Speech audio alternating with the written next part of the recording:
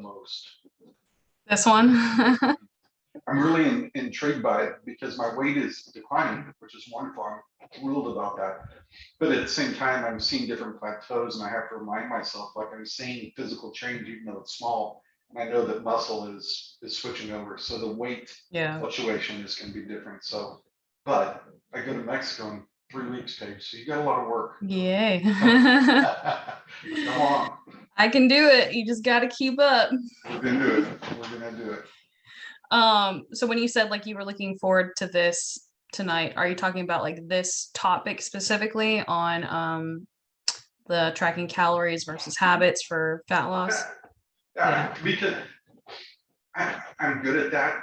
I'm not good at doing, like, you didn't see the wholesome food pics or whatever last week. I really eat protein and just tons of vegetables. Like lunch, I pan fry and I eat a lot of raw vegetables with usually fish or beef, chicken, but I don't mix in some of the other stuff. So I can be really good as far as willpower and things like that and following a routine. Good. I just don't know enough about why it's important to balance in, a thumb size of fat or Yeah. carbs. Carbs is like alcohol to me. If you entice it just a little too much, I'm seeing it on the side. It's too much. So Well, a big reason why sugar. that, yeah, a big reason why that might be why you feel like carbs can be like a temptation, kind of like alcohol for you. You may have been trying to stay away from it for too long, and basically your body is saying like, this is something that we need. So I'll tag you in it afterwards, but I have another training where I cover how I'm not saying this is something that you struggle with, but it encompasses that issue, and that is on the topic of binge eating, whether that's binge eating like, too many calories or like a specific macronutrient like carbs. And it's something that I used to struggle with really, really badly too. So I've been there before, and you can fix it. It's more than likely just a sign that your body's saying that, hey, we need the carbs. Hey, would you mind tagging me too in your story you did about your stomach as well? I can't find that anywhere. The which one? The one where you kind of got vulnerable about your past year with your gut health. Oh, my gut health. Yeah.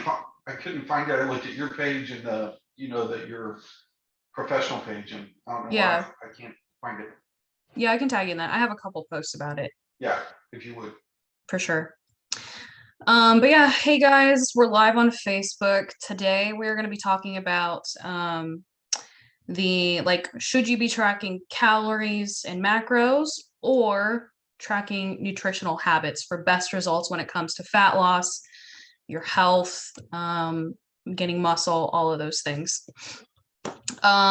So real quick, before we dive into that, I wanted to do, so this is, by the way, this is the start of week 3 of the 21-day challenge. So we just have 1 week left. So real quick, before I dive into that topic, I just wanted to give a refresher on some of the other things that we've covered. So in the first live training during the challenge, we covered mindset, taking baby steps, and motivation versus discipline.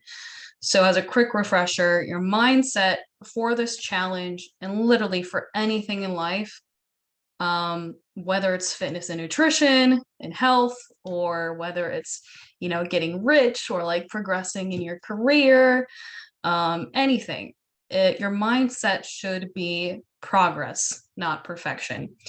Anytime that you shoot for perfection, you're basically just going to shoot yourself in the foot. You're going to sabotage yourself, because it's impossible to reach for perfection, at least in this world.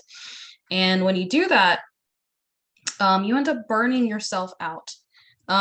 So an example of shooting for perfection would be, I see a lot of people, they go from having no physical activity, they're not exercising at all, they're eating like crap, they're eating out often, they're eating too many calories, they're eating junk food, and then they get the spark of motivation and they're like, you know what, I'm gonna eat only chicken and broccoli for every meal until I reach my goal. I'm going to work out every single day until I reach my goal. And because they're, shooting for perfection, or what they think is perfection, that is not actually perfection. There's a lot of nutritional gaps in that, and like workout errors in that.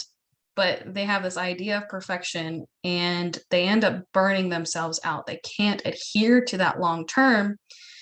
And when that motivation goes, which is normal for that to happen, they end up just burning out, and they maybe stick for maybe a week, maybe 2 weeks. But because they burn out, they can't adhere to it long term. So not only do they not reach their short-term goals, they don't reach their long-term goals. So in this challenge, and with any goal that you set for life, choose progress, not perfection. And in saying that, you can shoot for having just baby steps. Like I covered this in our live training number 1, and that is like, if you can't do everything outlined in the challenge, like let's say, you can't do all 3 workouts, and you can't do, tracking the habits daily, then that's fine. Consider, like, assess what you have grace for the time being. Like maybe you have grace to implement working out 2 to 3 times a week. Start with that and don't do the nutritional stuff yet.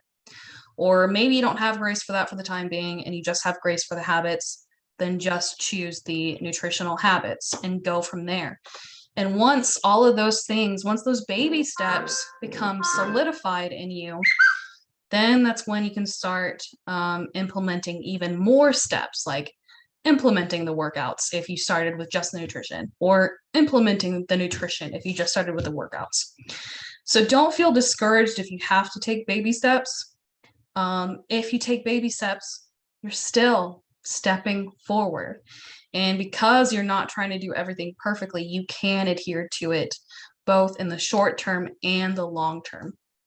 So, I mean, really, with pretty much everything in life, you should view goals as like a marathon, not a sprint. Like a marathon is long distance, you pace yourself.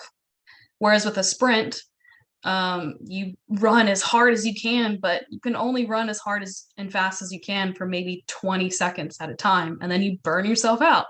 You have to like rest and do nothing for a while, and then you can sprint again. So yeah, just don't feel discouraged if you have to take baby steps in this challenge, or really anything in life. There's still great value in that. And then finally, motivation. It's normal for motivation to come and go for everybody. Do not rely on motivation to get you started on what you need to do and to keep you going with what you need to do. The difference between unsuccessful and successful people are the successful people, they don't rely on motivation, because again, motivation will come and go for literally everybody on earth. But what they rely on instead is self-discipline. And discipline is making yourself do what you don't want to do when you don't want to do it. So discipline is essentially like a muscle that you have to work. And the only time you can work that muscle is when you don't want to do it. So practice self-discipline, but also have grace for yourself and allow yourself to take baby steps if that's what you need to stay consistent long-term. And then just to really quickly summarize, week 2's live training, we talked about the science behind why you only need to lift 2 times a week, and you only need to do one set per exercise if you train to failure.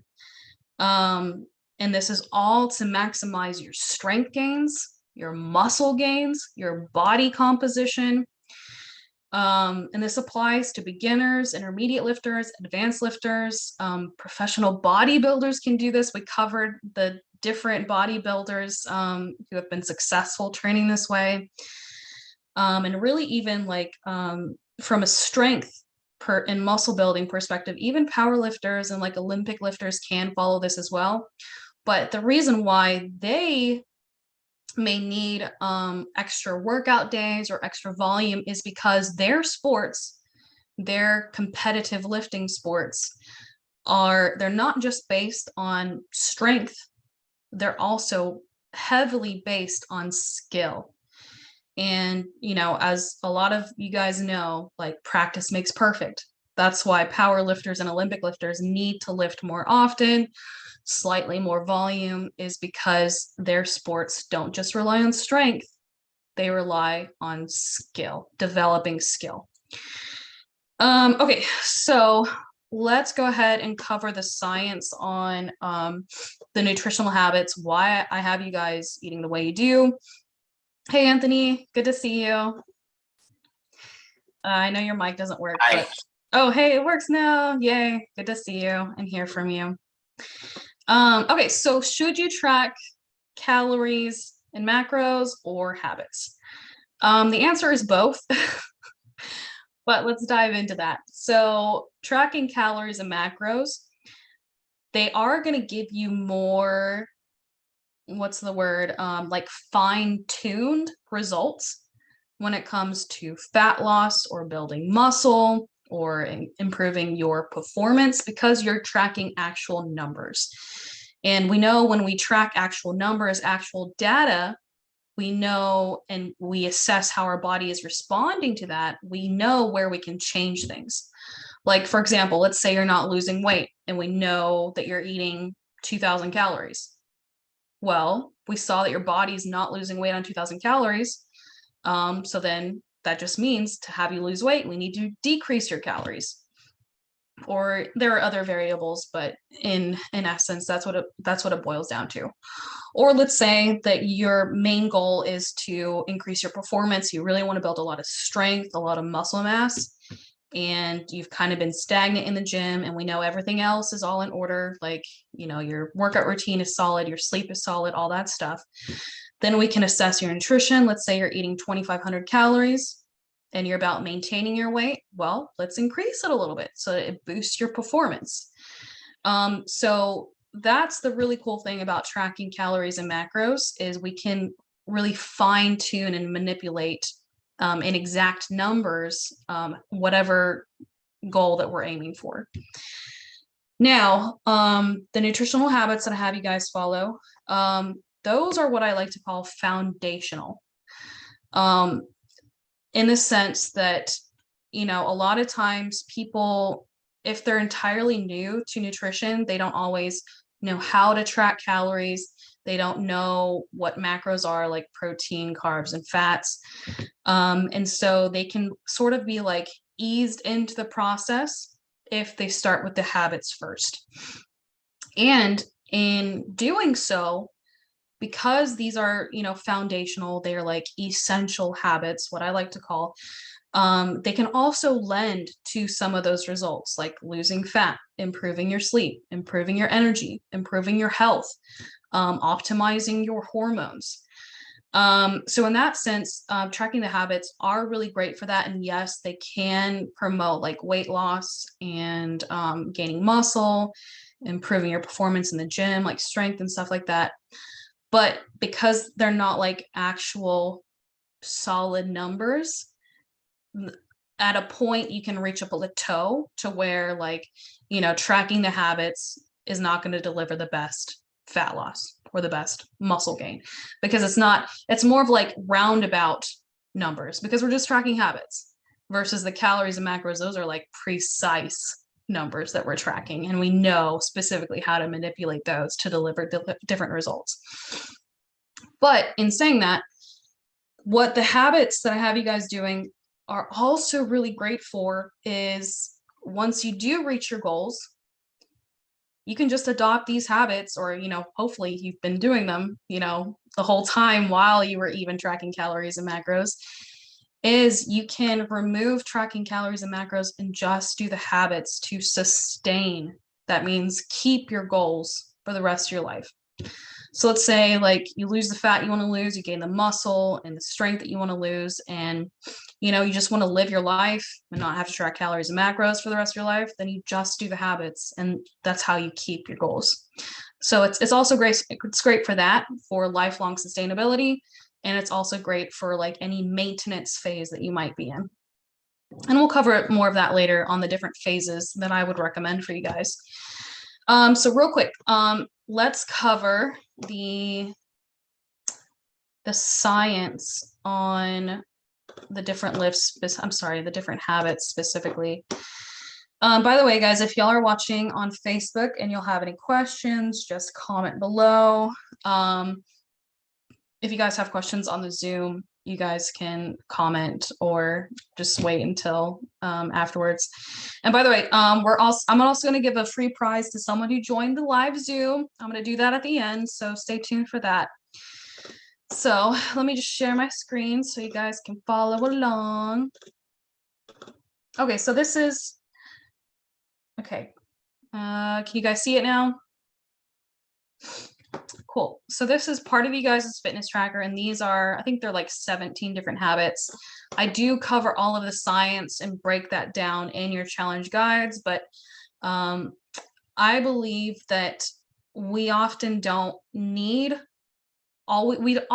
always need more knowledge. We need to be reminded of the knowledge that we already have.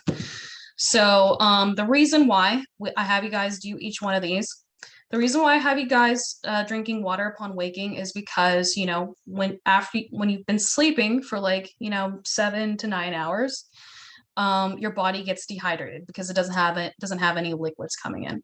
And so when you drink water, obviously it rehydrates you. And what it also does, it kind of like wakes up your liver, because it's just like part of like a flushing process. And also sets you up, I like to say, like for success, because all of you guys should be drinking at least half of your body weight in ounces of water every day. And if you start your day that way by getting in at least the 8 to 16 ounces of water, it kind of just like, it breeds success for you guys getting the appropriate amounts of water. And then the 5 to 10 minute morning walk in sunlight, this has to do with your circadian rhythm. Now, your circadian rhythm is a biological clock. It's a clock that your body runs off of in terms of what hormones to release, when to release them, and in what amounts. And it's not surprising to me, but it may be surprising to people who may not be aware of this. There are a lot of Americans specifically who have unsynced circadian rhythms. For instance, some signs that your circadian rhythm could be unsynced is you wake up groggy in the morning, you struggle with energy throughout the day until the evening when you have like all this energy, and then you have a hard time falling asleep. That is a prime example of an inverted circadian rhythm. But the good news is there are ways to fix that naturally. And one solution for fixing that naturally is getting that sunlight before 10 a.m., preferably within the first hour that you wake up. Just about 5 to 10 minutes is the minimum that you need. So you know how I talk to you guys about baby steps. This doesn't have to be like a huge task where you spend like 20 to 30 minutes walking outside, getting that sunlight. You could do that, but you don't have to. You can still get great benefits just going outside 5 to 10 minutes in the morning, getting that sunlight. And that sunlight, it'll basically tell your body, basically through your eyes, to release more cortisol in the mornings, which is the way it naturally should be, and to release your hormones in the right amounts. And this will happen over time. It's not going to be an immediate fix, but it will help over time. And then also getting the walk in the morning also helps to increase your NEAT, your NEAT, which is a form of burning calories throughout the day, but in a way that does not cause added stress to your body. And then this one, eating food in this order: veggies, proteins, and fats. The reason why I have you guys do this is there have been so many different studies that show when you eat the same exact meal, the same amount of calories, you have a lower blood glucose response when you eat your food in this order: veggies first, proteins and fats second, carbs and sugars last. You pretty much get the same effect when you also combine all your food, like mix it all together. So for example, like if you have a meal of, let's just keep it simple, chicken, rice, and broccoli. If you eat the rice first, the chicken second, and the broccoli last, you have a higher blood glucose spike. And with that higher blood glucose spike, you get a much greater energy crash afterwards, and you have a higher chance of storing those calories as fat because of that high glucose response. Whereas if you eat your food in this order, you have a much more moderate and normal blood glucose response. You don't have that energy crash later, and you minimize fat gain. So this one is so, so powerful. And by the way, guys, if you want any of the scientific research on any of these, just refer to the challenge guide where I link those. Protein at each meal of 1 to 2 palm sizes. So there are lots of studies shown that if you want to improve your muscle mass, you want to build strength, you want to get leaner, you should have at least 0.7 to 1.2 grams of protein a day per pound of weight. So if you weigh 100 pounds, which I know is that's really light, but just for the simplicity of the math, if you weigh 100 pounds, you should be eating 70 grams of protein all the way up to 120 grams of protein. To keep it simple, in general, I'm not talking about customized programs, but in general, I recommend eating at least 1 gram of protein per pound of body weight. So if you're 100 pounds, you would eat 100 grams of protein. And what that's going to do, aside from, building the lean muscle mass, improving your strength, improving your body composition, it's also going to make you feel more satiated between meals, in between meals, more satiated, meaning more satisfied. It also, eating more protein also burns more calories during the digestive process. So in a way, after you digest it, protein actually has less calories than any other macronutrient, less than carbs and less than fats. So at its essence, protein has 4 calories per gram. Just like carbs have 4 calories per gram, whereas fat has 9 calories per gram.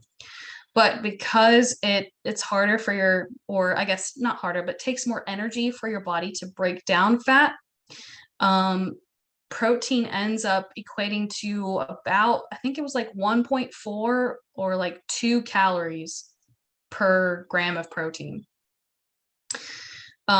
So in that sense, because it's less calories after the digestive process, you end up feeling fuller, but you ate less calories at the end of the day. The reason why you should dress your carbs, if you had a carb, so I don't mean like main meals. What I mean here is like if you had a snack, like let's say you had an apple. I don't recommend just eating an apple because apples are predominantly carbs. Rather, instead, maybe combine it with something else, like dress it with a fat or protein. So a good combination of that would be cheese. Cheese has a pretty equal amount of fats and proteins. So you can either eat that together or eat the cheese first and then the apple. And what that'll do is the same thing right here. It'll provide less of a glucose spike, which will prevent fat storage and energy crashes later on. The only time that I recommend only having a carb by itself is immediately after exercise. So let's say you're doing your workouts and you need to refuel because your stress is high and you worked out really hard, then that's the only time that I would recommend eating a carb by itself directly afterwards, is after exercise. Now, I don't typically recommend doing that for beginner lifters because we covered this in last week's training on the science behind lifting 2 times a week and 1 set per exercise. The reason why is because beginners don't yet quite know how to train to failure, meaning their intensity is much lower. So there's really no point in eating back those calories that you burned in your workout. Now, I'm not saying you shouldn't eat after your workout. I'm saying you don't. There's no need for a post-workout carb snack afterwards in that situation. 5 to 10 minutes of physical activity after lunch and dinner. This is for the exact same reason as this and this. There are studies that show that whenever you do any form of light physical activity, it is like walking, for example, after a meal, it is just as effective as metformin. Who knows what metformin is? You guys got to unmute yourselves. It helps with people with diabetes to break down, if I'm not mistaken, like the carbs or, sugars and stuff like that. So it doesn't go to the system fast. Yeah, Because they can't handle it. Yeah, exactly. It basically levels out their blood sugar. So yeah, it's crazy. Like the studies have shown that just doing any form of light physical activity 5 to 10 minutes after a meal is just as powerful as metformin, basically meaning that it helps to balance out your blood glucose. It prevents those high blood glucose spikes. And so it prevents fat storage and energy crashes afterwards. So I literally do this after every meal. I will vary the activity that I do, but typically I'll just walk around my block. It takes me 7 minutes to walk around my block. I do it after every meal. And I personally don't see it as a burden. I used to, like before I started doing it, like when I just thought about it, I was like, man, that just sounds like more work. Like, I don't want to do that. But like, as I started to do it, like it became like this huge, like stress reliever and something that I looked forward to and enjoyed. Even though like, I feel like I work like the majority of the hours of the day, but it like provides this like little break from everything else. It provides a break from work. It allows me to like just remove my mind from everything. And it's a great stress reliever.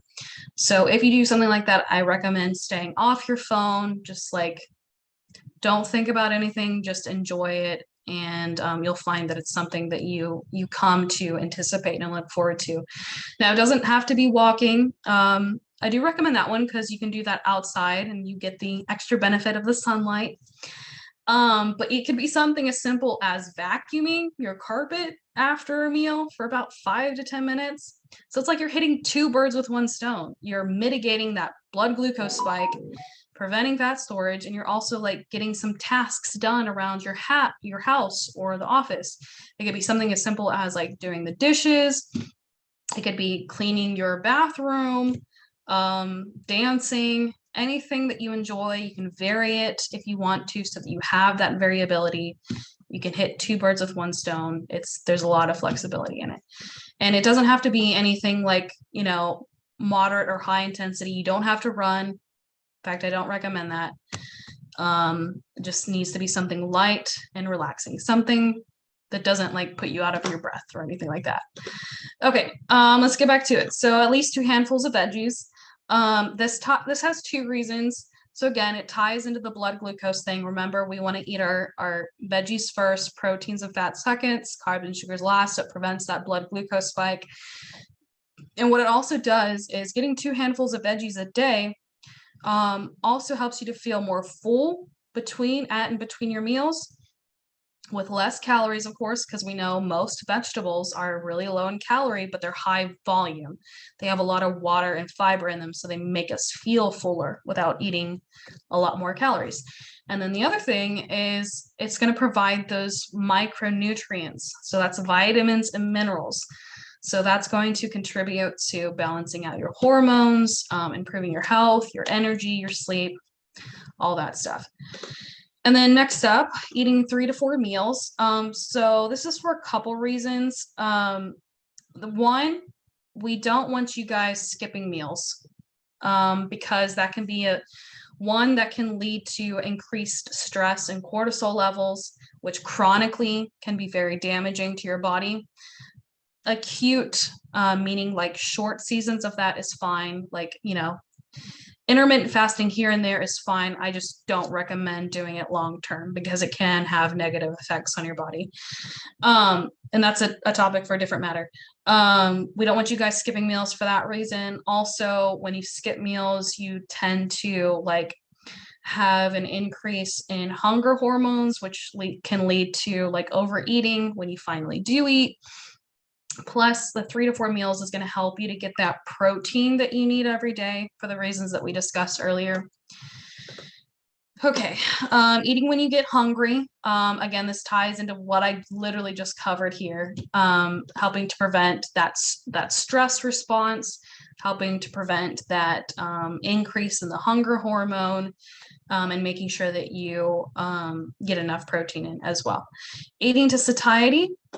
This is basically so that if you're eating to satisfaction, you're not overeating, which we know overeating lends to fat gain. So if you are paying attention to your hunger cues, you're eating enough calories or about the right amount of calories that your body needs to either maintain its weight or slightly lose weight.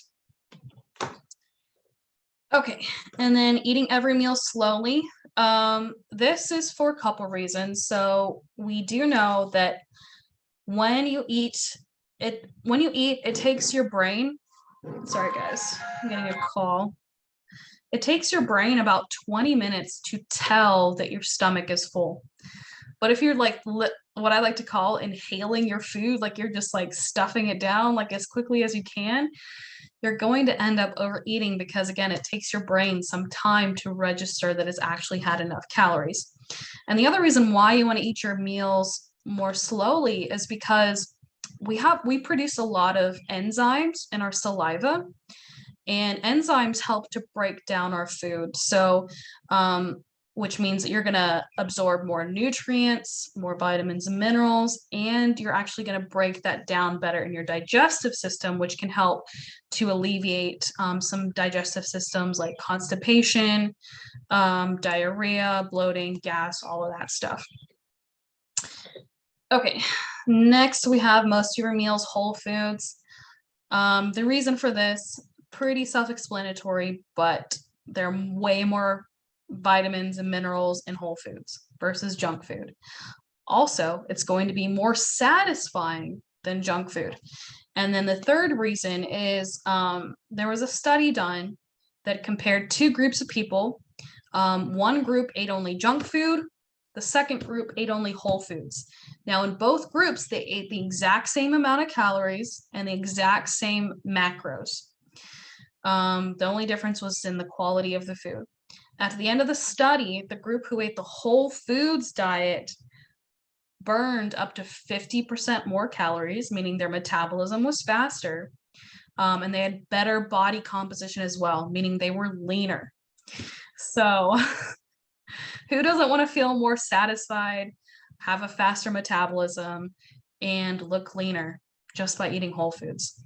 So, and the reason why I say most of your meals whole foods is I'm also a big believer in lifelong sustainability. You know, again, you want to aim for progress, not perfection, because with perfection, you burn yourself out. So yeah, I don't recommend like only eating whole foods for the rest of your life unless you personally can do that and you personally enjoy that. That's awesome. But I'd say like as long as like at least 85% of your foods are whole foods and the rest can be like, junk food, then that's fine. You're on the right track. At least 2/3 of meals at home. Same reason for this. I'm not saying that you literally physically have to eat your meals at home.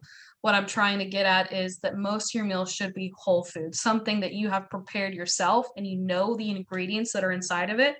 Because oftentimes when you eat at restaurants, we don't know what else they add to it.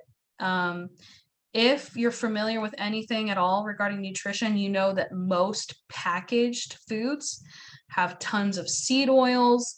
They have a ton of chemicals that our bodies do not respond well to and can actually cause harm to our body.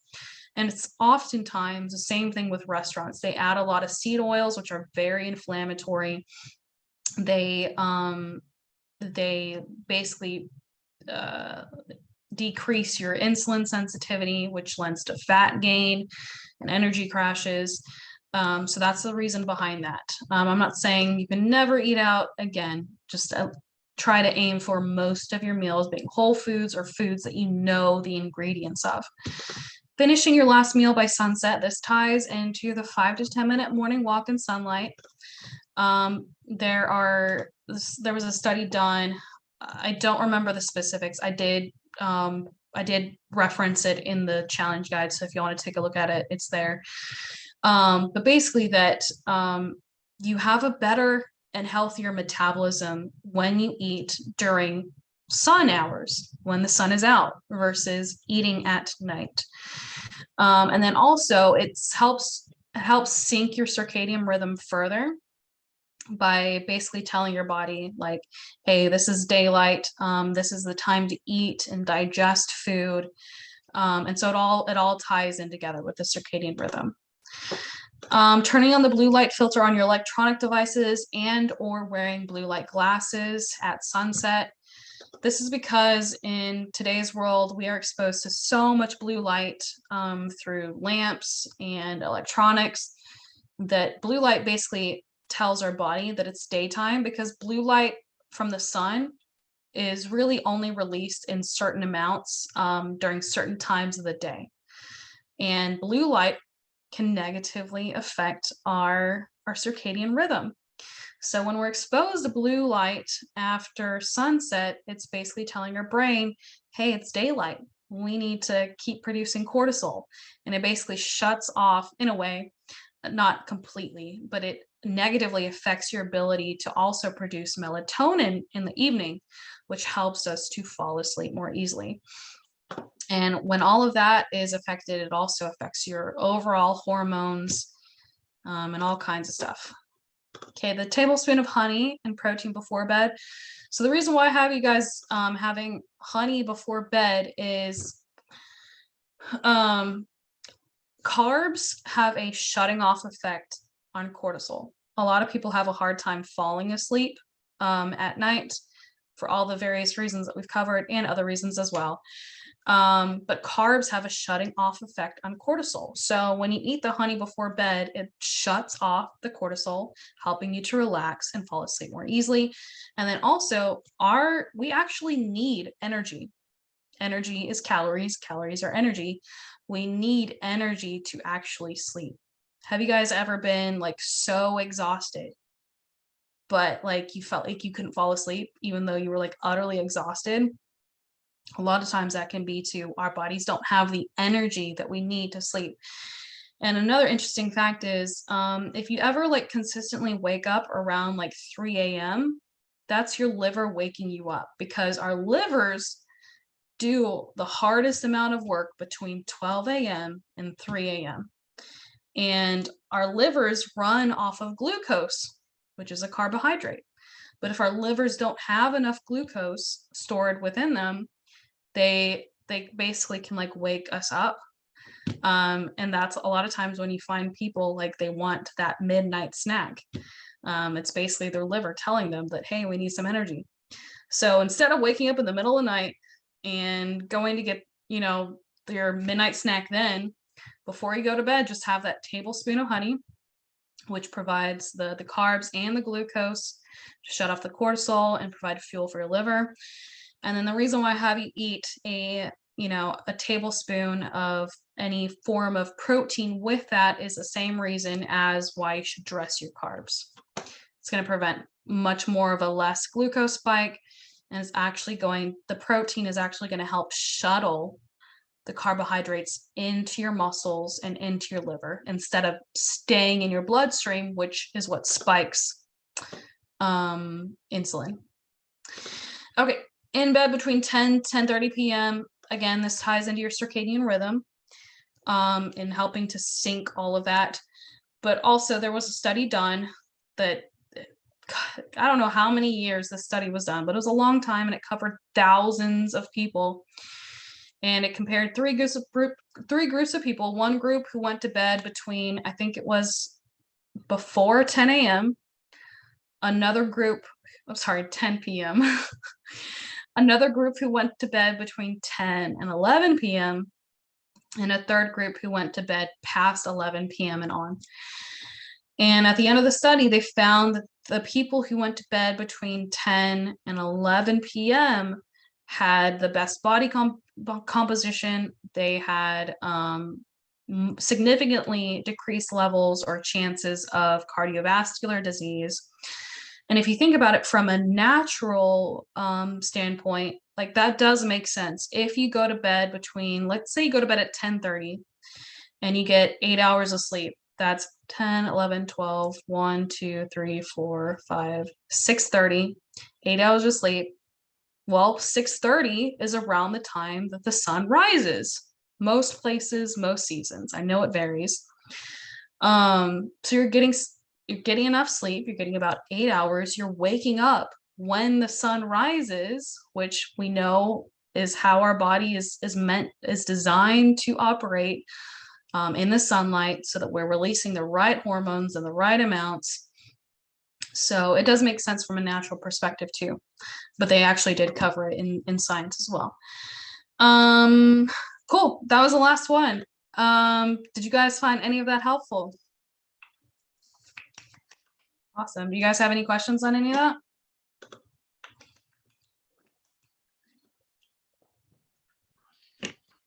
No, You it guys- was good. It's what I needed. Awesome. I love it. If you guys have questions, you guys can unmute yourselves. Let me check Facebook real quick. See if they have any questions.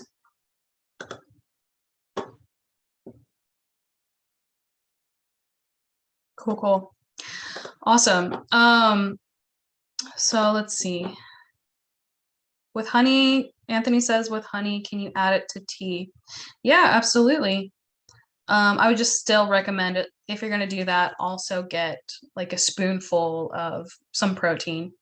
So what I personally like to do for my tablespoon of honey and protein before bed, I love to mix honey with cottage cheese. So I literally just get a spoonful honey, spoonful of cottage cheese, and I mix it together in my mouth. I don't have to like put it in a bowl. I just eat it like that. But if you don't like cottage cheese, you could do Greek yogurt, which has a lot of protein as well, protein and fat. Let's see. Does anybody else have any other ideas to combine honey with? Can't really think of anything else. And what is the timing before bed, Paige?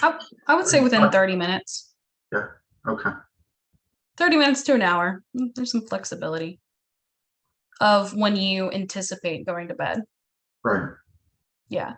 So if you want to be asleep by 10:30 and you want to get in bed by 10, then just take it either at 10 right before you get in bed, or like up to 30 minutes before that. So cool, guys. Okay, so just to summarize everything, the 3 weeks, you guys know like what your mindset should be. Your mindset should be to aim for progress, not perfection, and to rely on discipline, not motivation. We know we've covered the science behind how you only need to lift 2 times a week to maximize strength, muscle mass, leanness. And you only need to do 1 set as well. And then we covered like the foundational nutritional things of what you can do to like basically set the foundations of achieving your goals through nutrition. And then from there, incorporating counting calories and macros. And then from there, once you reach your goals, you go back to those habits to sustain your goals for life. So then what do you guys do after that? Like, what do you guys do after the 21-day challenge? Do you guys know what to do? Continue. Yeah, I mean, could continue with everything outlined in the challenge, but I would say that's not going to deliver the best results, because in essence, like, the workout programs and the nutrition that I have you guys doing is essentially foundational. It's like the foundations of what you need to do to get started. Now, I wouldn't say that they're going to deliver your ultimate goals, and that's not achieving your ultimate goals in 21 days. Like, that's not to be expected. Like, that's impossible. So in general, I wanted to give you guys an outline as to what you can do from here after the 21-day challenge. Okay, so let me share my screen, and we're almost done, guys. Not going to be too much longer, and then I'm going to give the free prize. Okay. Oops, that was the wrong one. There we go. Okay, you guys should be able to see my screen. Awesome. Okay, so this is how I recommend basically periodizing your goals. So most people, they want to build muscle, they want to build strength, and they want to become lean. Now, it's really hard to do all of that at the same time. Unless you're a beginner, then yes, you can experience what are called newbie gains, where you build strength really easily, you build muscle really easily, and you lose fat at the same time. But there's going to become a point where you can't optimally achieve all three of those things at the same time. And so there comes a point where you have to prioritize one goal over the other. Otherwise, if you keep trying to lose fat, gain muscle, and gain strength at the same time, it's going to take you much longer, and very likely you're going to reach a plateau because you're not prioritizing one goal at a time. So this is what I recommend to you guys for basically to optimize your goals and how to prioritize one goal at a time. So in essence, with this 21-day challenge, you guys have kind of gotten, to a degree, free coaching from me, although it's not like customized programming. You got generalized programming from me. But in essence, you guys started in what I like to call preparation season. So this is what I recommend. I recommend everybody go through a 4-step process. So here's step 1, step 2, step 3, and step 4. Step 1 is basically kind of where you guys started. You guys started where you established or began to establish the powerful yet simple habits with your nutrition and training, but at a sustainable pace, basically. And then we haven't quite covered this yet because, again, it wasn't customized programming, but this is what I would recommend in this season specifically is we want to ensure that your metabolism is healthy and fast before we start you in a diet to lose fat, if your goal is to lose fat. And what that'll do is it'll prevent any wasted energy or time if, let's say, that your metabolism is not ready for a diet yet. If it's not ready for a diet yet, then at this point, we would skip to phase 3, restoring season, and we'll cover that in just a second. So in general, when you are preparing yourself, you also want to set the foundations of your beginner, what I like to call minimalist training of lifting 3 times a week. So you guys did start out with that. And what that does is it gives you practice with proper form and practice in building up your ligaments, joints, and tendons for safety before I have you guys start training to maximal intensity, which we know is doing the 1 set to failure. But again, that's a learning process, and we have to kind of like ease you into that for safety. And then also, like, once you guys like get down the habits and solidify all that and you're consistent with the training, what that also is going to do, it's going to improve your biometrics like your sleep, energy, libido, hormones, digestion, and stress so that you're feeling your best. The second step, now, by the way, real quick, when it comes to those 4 steps, you don't have to do that. You don't have to start at season 1, then season 2, then season 3, then season 4. It's all going to depend on your goals. But in general, you are going to start at 1, 2, 3, and 4. And then also, wherever you start, it's always going to go in that order. So let's say we started you in preparation season, and then you decided like everything else is in order, but you really want to build a lot of muscle mass and strength, then we would just start you in season 4 and then go from there. Does that make sense, guys? Cool. All right, so season 2 is fine-tuning season. So this is essentially where we start incorporating the counting the macros and calories.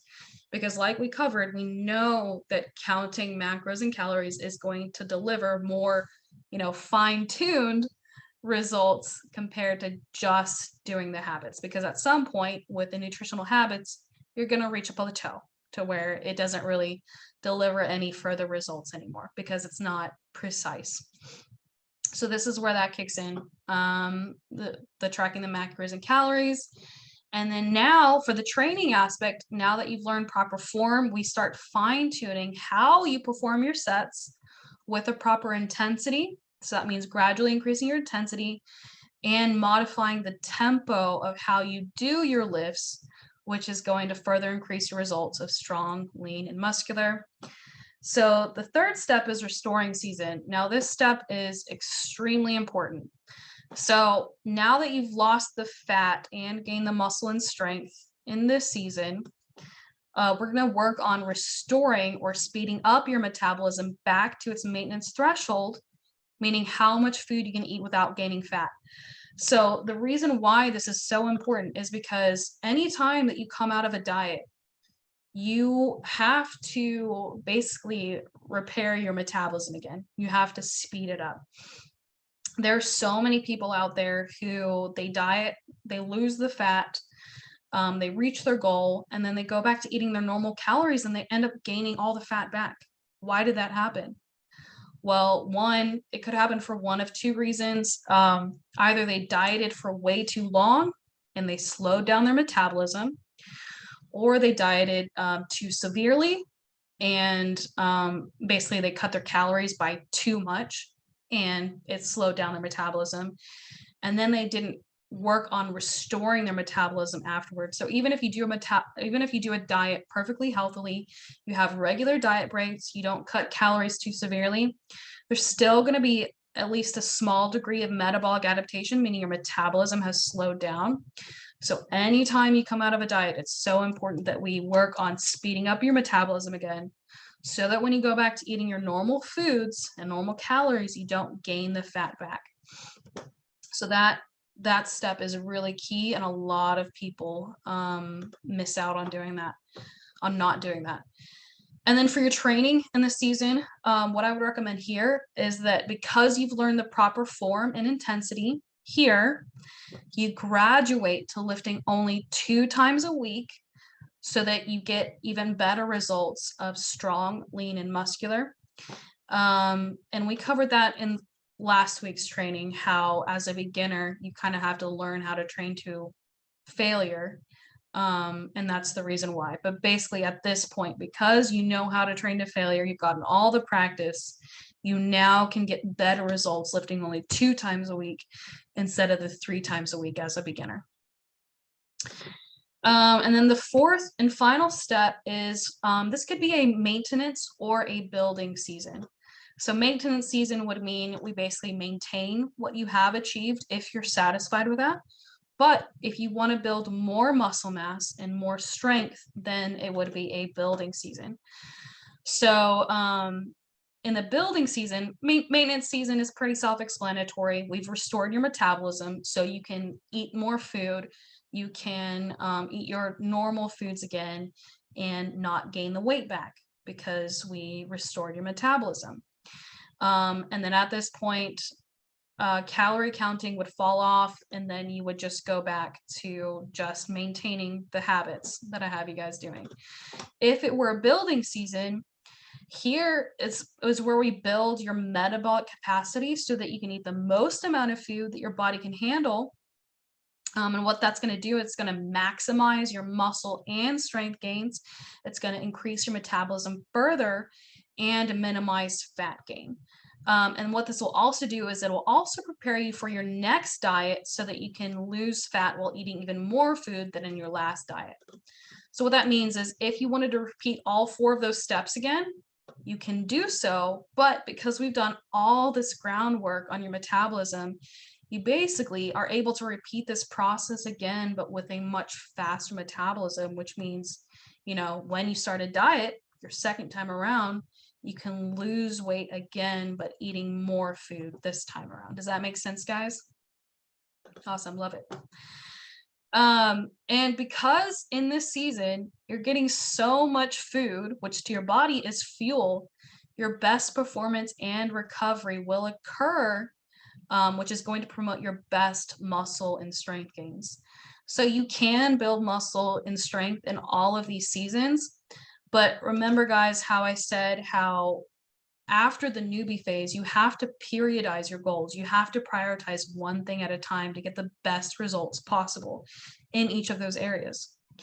So yeah, because you're getting so much food, you're able to build like the best muscle mass and the best strength gains.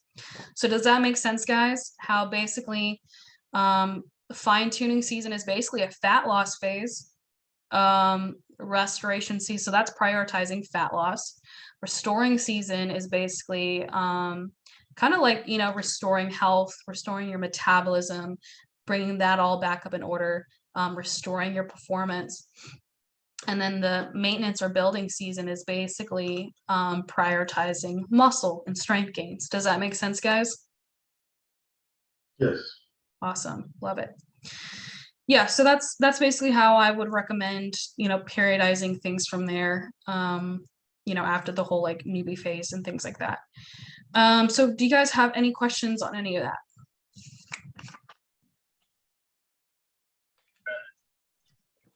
Awesome. Let me check Facebook real quick, see if they have any questions.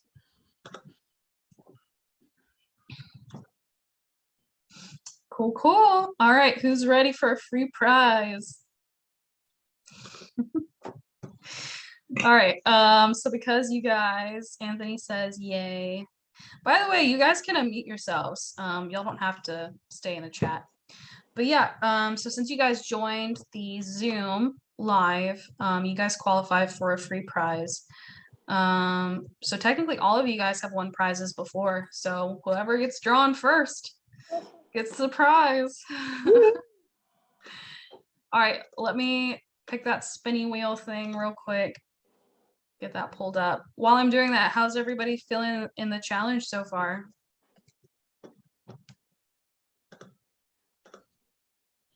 I feel good. Well, go ahead, Billy. No, I feel like it's going. Awesome. You guys feeling like more like accustomed to everything so far, like the workouts and the habits and stuff?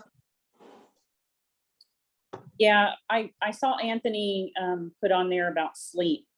My body's been quite interesting too about sleep.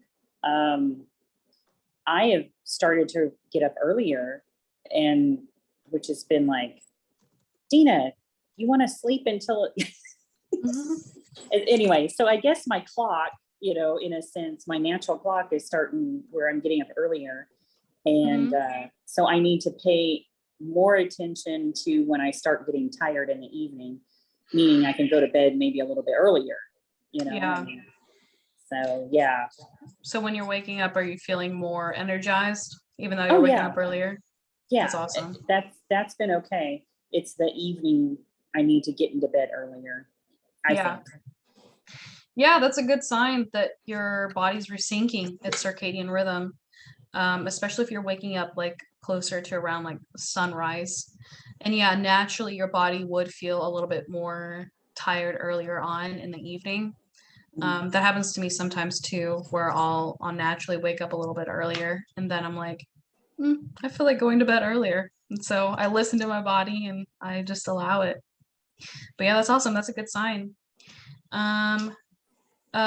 So someone else said something about sleep. Was that you, Anthony? I don't think I saw it. Yeah, I was talking about sleep. Oh, I missed For me it. to do. What's that? Yeah, it's the hardest thing for me to get Oh, done. I just don't get enough sleep. do you I wanna like have a hard time falling I- asleep or staying asleep? No, it's staying asleep. I could probably sleep maybe 6 hours or less, but I can never get to 7. Yeah. Oh, that's that sweet spot, but I don't get to it. Yeah, it's not going to be an immediate fix, but So the eating the tablespoon of honey before bed is going to help a lot. And then sometimes what I will do, this doesn't happen to me all the time, but sometimes I will wake up in the middle of the night. Usually it's when I feel more stressed. And so when I wake up in the middle of the night, I'll go back in the kitchen. I'll have another tablespoon of honey. Usually when I do that, I don't combine it with protein because I want it to kind of like make me pass out. And when I do that, I fall asleep like so quickly. Even if before I got that honey, I was laying in bed for a while, when I go and get that honey a second time in the middle of the night, I fall asleep so quickly afterwards. So you can do that. You can also make sure you're getting those morning walks in the morning within 30 minutes of waking up in sunlight. And then I also recommend having some magnesium glycinate before bed as well. Magnesium glycinate is it'll specifically basically relax your mind, relax your body. And so it just helps you to relax overall, like not just physically, but mentally and emotionally as well. And that helps a lot. Yeah, I take that, and ashwagandhas I take as well. Okay, cool. I take those two things, but I feel if I get up and I go get something to eat, I feel like I'll be, if I get up in the middle of the night and get some honey, I don't think I'm gonna go back to sleep. So I'm just gonna turn the lights on and I won't turn the lights on. I don't recommend doing that. I'll just walk in the dark. I'll just but yeah. Yeah, we can talk about it later, see what other options might be available, but definitely getting that morning sunlight a lot it can really be a game changer, because again, it changes the hormones in your body. But yeah, cool. Let's see. Okay, all right, so let's go ahead and announce the winner. Oops, that's the wrong one. There we go. Okay, so you guys are on the call, so let's shuffle. Let's see who wins.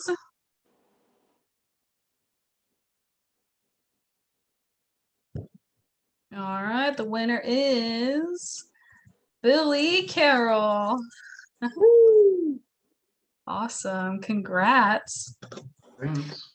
Cool, yeah, you're welcome. So Billy, I'll message you privately and I'll send you the list of prizes you can pick from. But yeah, I'd like I a hope. sports car. Oh, That- man, I wish I could award stuff like that. Like, if when I A box win, car, you could get him the little hot true. wheels. Oh, that's easy, Dina, easy. True. I was gonna say, not if I become rich, but when I become rich, like I would There you love go. to, like, gift and award stuff like that to people. So someday. Yeah, I hope you guys like the training. If you guys have any questions, let me know. If you guys need help with the challenge or anything else, just let me know. Okay, guys? Of course. All right. Thank you, Bye, Faye. guys. bye bye.